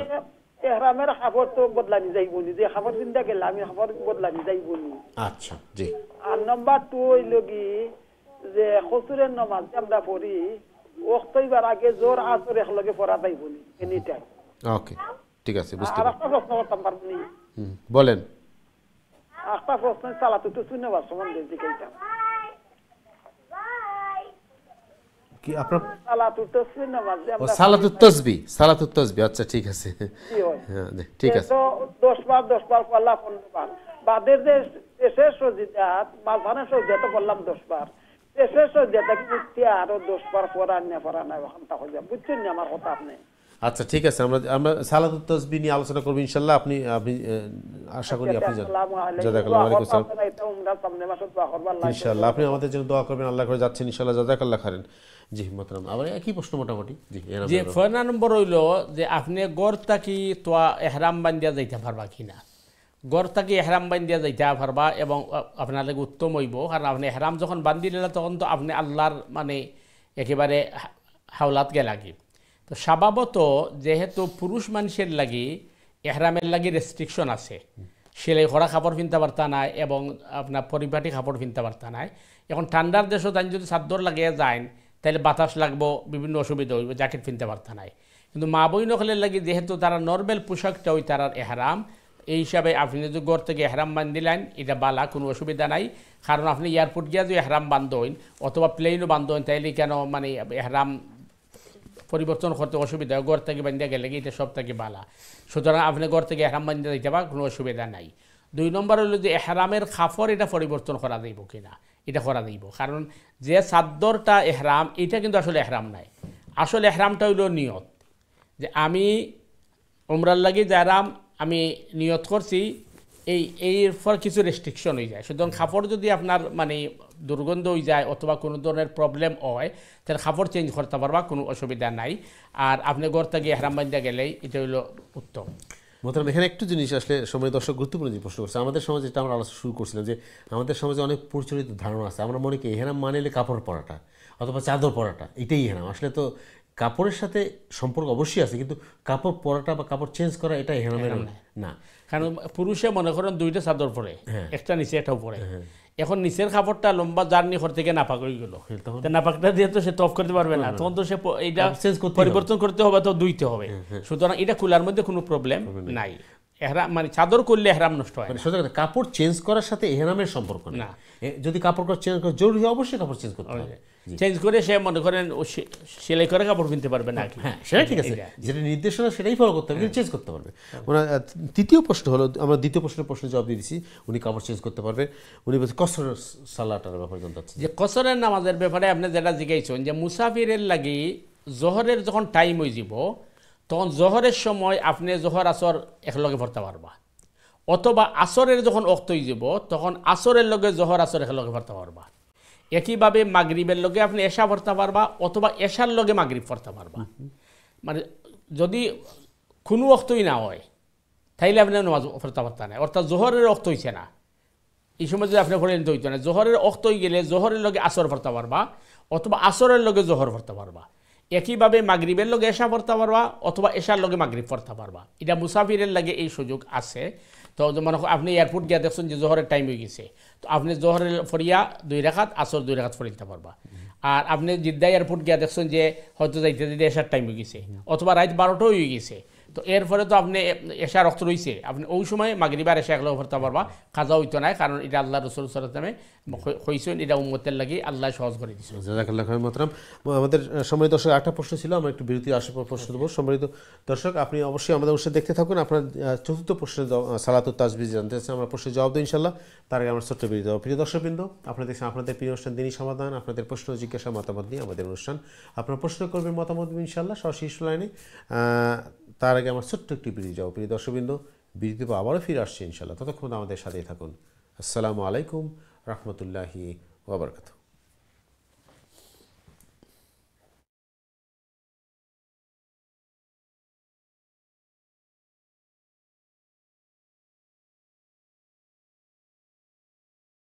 আসসালামু আলাইকুম রহমতুল্লাহি ওয়া বারাকাতুহু। দিনটিভির সময় দর্শকবৃন্দ, বিরতির পরে আবার আপনাদের স্বাগত জানাচ্ছি আপনাদের প্রিয় অনুষ্ঠান দিনী সমাধানে। আজকের অনুষ্ঠানের শেষ পর্ব। প্রিয় দর্শকবৃন্দ, আপনারা যে যেখান থেকে আমাদের অনুষ্ঠান দেখছেন আপনাদের সবাইকে স্বাগতম এবং মোবারকবাদ।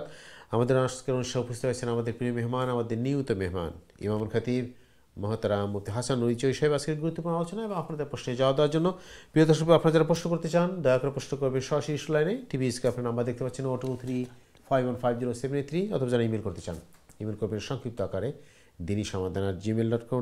আমরা দর্শক প্রশ্নে যাব, যার আমাদের বিরতির আগে মহতারাম আমাদের সম্মানিত কলার যে প্রশ্নটা করছেন তার একটা প্রশ্ন আমরা দিতে পারিনি। বলছেন সালাতুত তাসবির যে সালাটা আছে একটু যদি জানাতেন যে কীভাবে পড়তে হবে এবং কোন সূরা কোন কতগুলো ভাবে পড়তে হবে জানাতেন। যে সালাতুত তাসবির নামাজ যেটা আপনি জানতে চাইছেন, যে সালাতুত তাসবির নামাজ হইল যে 4 রাকাত নামাজের মধ্যে সুবহানাল্লাহ আলহামদুলিল্লাহ ওয়া লা ইলাহা ইল্লাল্লাহু আল্লাহু আকবার এই তাসবিহটারে 4 রাকাতে মিলে 300 বার পড়া।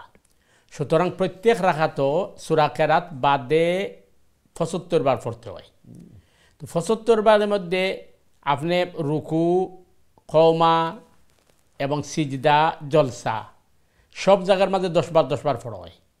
এই হিসাবে আপনার প্রশ্ন হইল যে শেষ বৈঠকও যখন আপনি বইবা তখন 10 বার পড়া লাগবে নি, অবশ্যই পড়া লাগবো। কারণ হলো শেষ বৈঠকও আপনি প্রত্যেক বৈঠকও 10 বার করে পড়বা, তখন গিয়ে আপনার 300 বার হইব এই নামাজ। এবং এই নামাজের ফজিলতের ক্ষেত্রে হাদিসের মধ্যে আইসে যেটা মানে খুব গুরুত্বপূর্ণ ফজিলত, যদিও অনেক মুহাদ্দিসিনে কেরামের বক্তব্য হইল যে সমস্ত বক্তব্যগুলো আইছে সবগুলো অথেন্টিক নাই। আর দ্বিতীয় কথা হইল যে সালাতুত তাসবিহ নামাজ যেহেতু লম্বা নামাজ এবং কাউন্টিং করা কষ্ট, এই হিসাবে মানে আপনি যেমন ইশরাকের নামাজ আছে অথবা সালাতুদ দুহা আছে, তাহাজ্জুদ আছে, এগুলার ফজিলত বেশি। তো আসলে মানে যেটা আপনি জানতে চাইছেন শেষ বৈঠক অবশ্যই 10 বার পড়তে হইব, আশা করি। মোহতারাম একটু জানতে, আপনি কথা বললেন যে আসলে সালাতুত তাসবিহ নামাজ, এই সালাটা কি আসলে রাসূল সাল্লাল্লাহু আলাইহি থেকে প্রমাণিত বা তার সুন্নাহ কিনা? এটা মানে হাদিসের মধ্যে আইছে, বুখারী মুসলিমে না আইলে অন্য হাদিসও আইছে, যদিও হাদিসটারই অনেকের মানে কথাবার্তা আছে। আচ্ছা আচ্ছা, কিন্তু আপনি যে কথা বললেন আসলে রাসূল সাল্লাল্লাহু আলাইহি কি কোনো সময় বলছেন পড়তে বা উনি কি পড়ছেন, এই ধরনের কোনো কথাবার্তা হাদিসে আসছে? এই জন্য তো এটা নিয়ে মানে আলোচনা, হাদিসের হয়তো বুখারী মুসলিমে না আসে নাই, অন্য হাদিসে আসছে। যে কিন্তু যে জিনিসটা আমি জানছি এই কারণে যে আমাদের প্রেসক্রাইব অলরেডি পরীক্ষিত অনেক বড়, অনেক ভালো ভালো খুব পাওয়ারফুল নাফল এবং সুন্নাহ অলরেডি রাসূল সাল্লাল্লাহু পড়তে বলছেন, মানে জরুরত দেখিয়েছেন, সেগুলো আমাদের বেশি অবশ্যই করা উচিত, প্রায়োরিটি বেশি করা উচিত। জাযাকাল্লাহ খাইরান। যেটা আপনি বললেন সালাতুদ দুহা, তাহাজ্জুদ নামাজ, এগুলো ইনশাআল্লাহ। তো সুপ্রিয় দর্শক, আপনাকে ধন্যবাদ আপনার সুন্দর প্রশ্নের জন্য। আশা করি আপনার প্রশ্নের জবাব পেয়ে গেছেন। চলে যাচ্ছে আমাদের পরবর্তী দর্শকের কাছে। ঠিক আছে সম্মানিত দর্শক, আসসালামু আলাইকুম, আপনার প্রশ্ন করুন প্লিজ। জি কলা, আসসালামু আলাইকুম।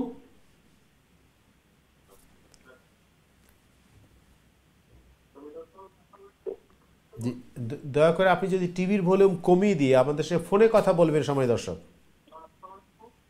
আসসালামু আলাইকুম। ওয়ালাইকুম আসসালাম ওয়া রাহমাতুল্লাহ। জি আপনি কেমন আছেন?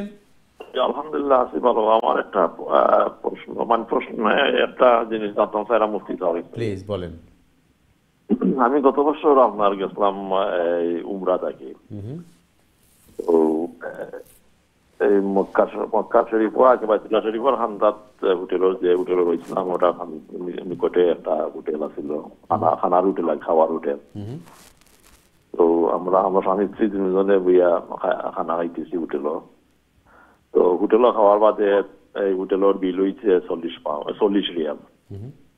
তখন আমরা রেডি হয়েছি 40 রিয়াল পেড করতাম আর কি মালিকরে। তো ওই সময় যে ম্যানেজার যে আসলা বা যে ওয়েটার যে আসলা পয়সা নিতে আমাদের থাকিন, তাহলে আমি পয়সা দিতাম চাইছি। তখন তাই হইলা ভাই আপনার পয়সা একজনই দেওয়া গেছে নাকি?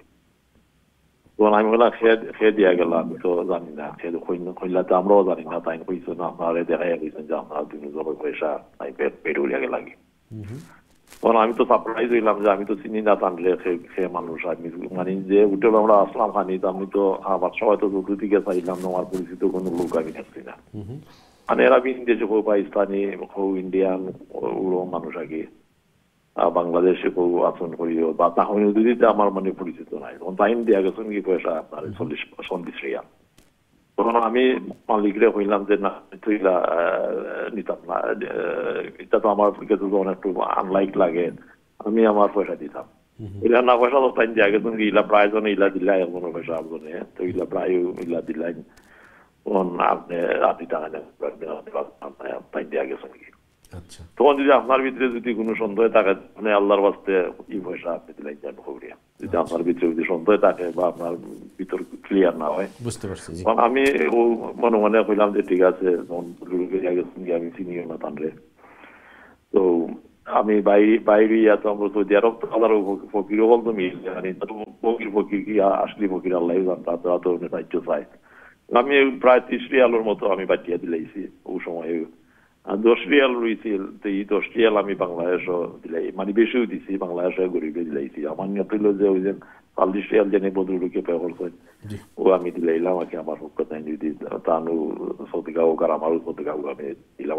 আমার মন ক্লিয়ার হয়ে গেল। তো এটা কি আমার ঠিক আছে আমি তো আর জানি না বিচারা দিয়ে আগে শুনছেন এটা আমার পক্ষ থেকে কিন্তু বুঝতে পারছি। রাইট হইছে নিউজ জিনিসটা আপনার আচ্ছা ঠিক আছে, জি বুঝতে বুঝছেন তো আমার পারছি। কথা? জি আপনার ক্লিয়ার একদম প্রশ্ন আমরা বুঝতে পারছি ইনশাআল্লাহ। ধন্যবাদ আপনাকে এই জিনিসটা ক্লারিফাই করার জন্য মহতারাম অনুরোধ করবো। জি প্লিজ। জি জি জি ওকে থ্যাংক ইউ, ধন্যবাদ। যে বিষয়টা হইল যে আপনি যখন আপনার ওয়াইফের হইলে খায়রা এরপরে 40 রিয়াল আইসে বিল পরে আপনি যখন কেশন পয়সা দিতা তারা কইছে আপনার পয়সা দেওয়া হয়ে গেছে। তো এটার মাঝে দুইটা দিক হইতে পারে। একটা হইতে পারে হয়তো আপনার কোন পরিচিত মানুষ আপনি হয়তো দেখছেন না বা তাই চিন্তা করছেন আপনার হইলে আপনি দিতা নাই বিল দিবার, তাই আপনার না জানাইয়া দিয়া গেছেন কি, এটা একটা সাইড হইতে পারে।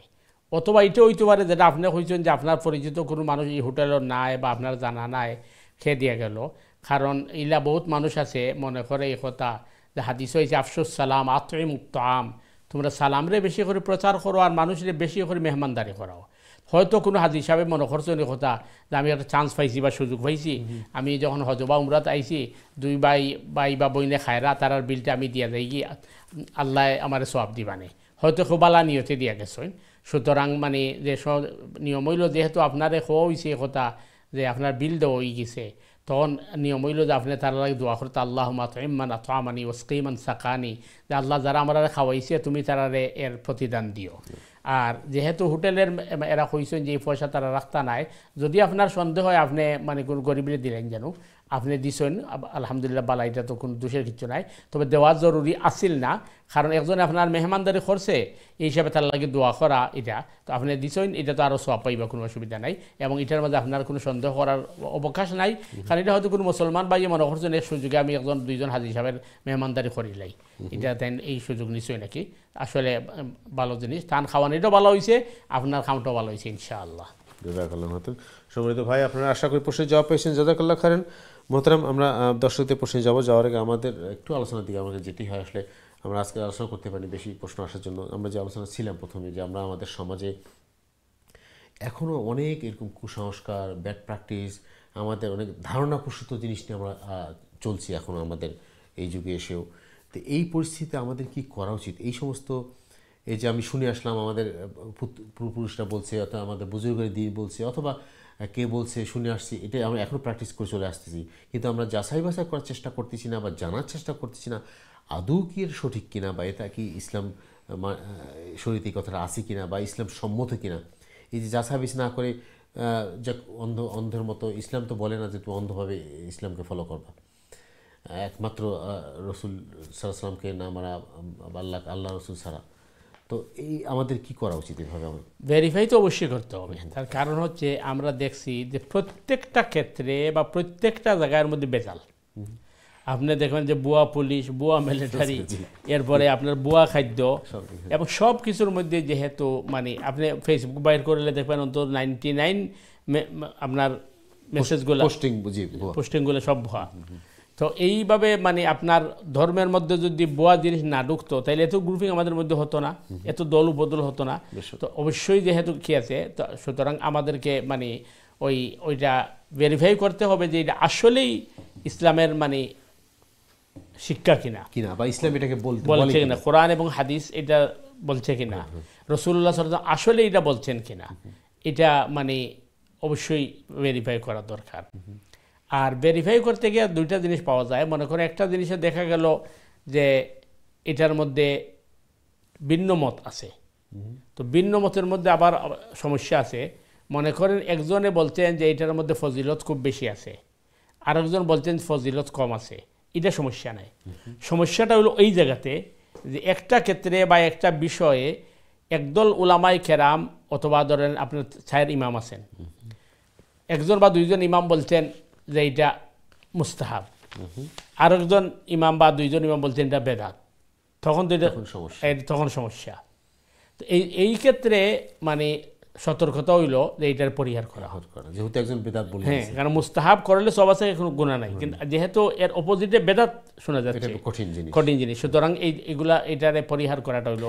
এই যে আপনি বেদাতের কথাটা বললেন, আসলে আমাদের একটু জানা দরকার প্রিয় দর্শক, অবশ্যই আপনারা আমাদের সাথে আছেন। আমরা চেষ্টা করি আমাদের অনুষ্ঠানে কিছুটা হলে এই আসলে ইবাদত এবং বেদাতের একটু জিনিসটাকে বোঝার জন্য ক্লিয়ারলি, কারণ আমাদের সমাজে আমরা দেখি আমরা অনেক কিছু করতেছি, আসলে কি সত্যিকারের ইবাদত কিনা আর বেদাত কিনা আমরা অনেক সময় গুলিয়ে ফেলি আসলে কোনটা বেদাত কোনটা ইবাদত।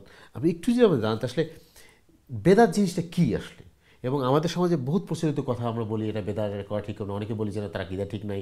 এই যে অনেক প্রচলিত খুব কথাগুলো খুবই জরুরি, খুবই গুরুত্বপূর্ণ, কিন্তু আমাদের মধ্যে ক্লিয়ার না, যে ধারণাটা ক্লিয়ার না, বা আমাদের সঠিকভাবে আমরা বুঝিও না জিনিসটা কি, একটু যেন জানাতেন। জি, বেদাত হচ্ছে মনে করেন এবাদতের ক্ষেত্রে যেটি কোরআনে নাই হাদিসেও নেই, রাসূলুল্লাহ সাল্লাল্লাহু আলাইহি ওয়াসাল্লাম করেননি এবং বলেনও নি, সাহাবাই কেরাম ওইটা করেন নাই, তাবিঈনরাও ওরা করেন নাই। এর পরবর্তী যুগে এবাদতের নামে যেটা তৈরি হয়েছে, কোনো কিছু অ্যাড করা হয়েছে, এটা বেদাত। এখন প্রশ্ন হচ্ছে যে সাহাবাই কেরাম তাবেঈন, তবে তাবেঈন এদের কথা কি জন্য আসছে?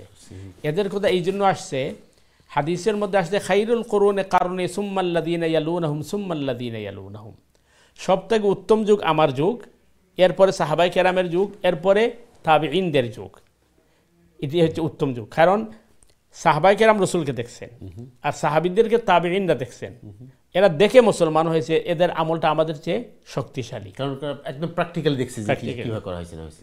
সুতরাং এটা কিন্তু শক্তিশালী। এই জন্য এই তিন যুগে দলিল হিসাবে ধরা যাবে, স্বর্ণযুগ। হ্যাঁ, এর পরে আর দলিল হিসাবে ধরা যাবে না, মানে কিন্তু এবাদতের ক্ষেত্রে কিন্তু এটা গুলানো যাবে না। যেমন অনেকে বলবে যে আপনারা যদি বলেন নতুন জিনিস বেদাত, টেলিভিশন তো বেদাত, টেলিভিশন তো এবাদত না। একইভাবে মসজিদকে খুব সুন্দর করে সাজাইছে, এটা এবাদত না। একইভাবে মাইক দিয়ে খেরাত পড়া, এটা এবাদত না। এবাদতের মধ্যে এড করা হচ্ছে বেদাত। এবং এখানে আরেকটা জিনিস ক্লিয়ার হওয়া দরকার, নতুন আরেকটা মানে আপনার ওই বেমার তৈরি হয়েছে, আপনি শুনছেন কিনা জানি না। জুমার মধ্যে সাধারণত দুইটা আজান দেওয়া হয়, একটা খুতবার সময় একটা আগে। তো কেউ কেউ এখন দাবি করতেছে না, জুমার দুই আজানটা বেদাত, কারণ রাসূল করিম সাল্লাল্লাহু আলাইহি ওয়াসাল্লামের যুগে দুই আজান ছিল না। আবু বকর সিদ্দিক রাদিয়াল্লাহু তাআলা খেলাফতকালে দুই আজান ছিল না, উমর রাদিয়াল্লাহু খেলাফতকালে দুই আজান ছিল না, উসমান রাদিয়াল্লাহু তাআলা আনহু তার খেলাফতকালে তিনি কি করছেন, বাহিরে আজানের ব্যবস্থা করছেন। তো এটাকে বেদাত বলা যাবে না। এটাকে যারা বেদাত বলবেন তখন সমস্যা কী হবে, কোরআনটাই বেদাত হয়ে যাবে। কারণ কোরআনটা যে কোরআনের যে হার্ড কপিটা আমাদের কাছে আছে, ওইটা তো রসুলের সময় ছিল না। এটা উমর আবু বকর সিদ্দিক রাদিয়াল্লাহু তাআলা সংযোজন করেছেন। আর বর্তমানে যে কোরআনটা আছে একই আপনার খেরাতে জের জবর সহ, এটা উসমান রাদিয়াল্লাহু কমপ্লিট করেছেন, এই জন্য এটাকে মাসহাফি উসমানী বলে। তো আপনি যদি বলেন উসমানের আজান বেদাত, তাহলে তো কোরআনও বেদাত হয়ে যায়। সুতরাং সাহাবাই কেরামের কোন আমলকে বেদাত বলা যাবে না। আর যেহেতু উসমান রাদিয়াল্লাহু তাআলা কেন আজান দিয়েছেন, উসমান রাদিয়াল্লাহু তাআলা আনহুর সময় খেলাফত ডেভেলপড হয়ে গেছিল, তখন দেখা গেছে হ্যাঁ মদিনার বাজারের মধ্যে এই বিশাল এরিয়া নিয়ে বাজার বসত। সুতরাং ওই সময় শুধু খুতবার আজান দিলে বাহিরের লোকরা কি করবে, তখন তার মাইক সিস্টেম ছিল না, বাহিরের লোকরা শুনবে না, যেহেতু এরা সতর্ক করার জন্য বাজারে একটা আজানের ব্যবস্থা উসমান রাদিয়াল্লাহু তাআলা। তো উসমান রাদিয়াল্লাহু তাআলা আনহুর সময় মদিনা যত মানে আপনার বড় ছিল, এখন তো আরো বড় হয়ে গেছে। এবং আমাদের মানে মনে করেন রাষ্ট্র বা আমাদের যে পরিবেশে আমরা আসি, ওইখানে তো বাজার মার্কেট আরো বেশি। সুতরাং এই আজানটা তো ধরে রাখা দরকার। কিন্তু এটাকে বেদাত বলা যাবে না, যেহেতু এটা একজন খলিফা করেছেন। আর হাদিসের মধ্যে আছে আলাইকুম বিসুন্নতি ওয়া সুন্নাত খুলাফাইর রাশিদিন আল মাহদিয়িন, আমার সুন্নাহ এবং খেলাফতের রাশিদার সুন্নাহ হচ্ছে তোমাদের জন্য অনুসরণ অনুকরণীয়। সুতরাং মানে সাহাবাই কেরামের যুগে খেলাফতের রাশিদার যুগে যেটা ছিল সেটাকে বেদাত বলা যাবে না। এরপরে যদি কেউ অ্যাড করে তখন সেটা, এখন প্রশ্ন আসতে পারে তারটা বেদাত নাহলে আমারটা বেদাত হবে না কেন? কারণ এরপরে যদি আর সুযোগ দেওয়া হয় তখন তো আর ইসলামরে আপনি খণ্ড করতে পারেন, সবাই নতুন অ্যাড করে বল যে ভাই আমাদের সুযোগ হয়ে গেছে। জাযাকাল্লাহু মাতারাম, জিনিসটা খুবই ক্লিয়ার হলো। সুপ্রিয় দর্শক, আপনারা শুনলে আসলে আমাদের এই জিনিস জানা দরকার, খুবই সূক্ষ্ম জিনিস বাট ইম্পর্টেন্ট।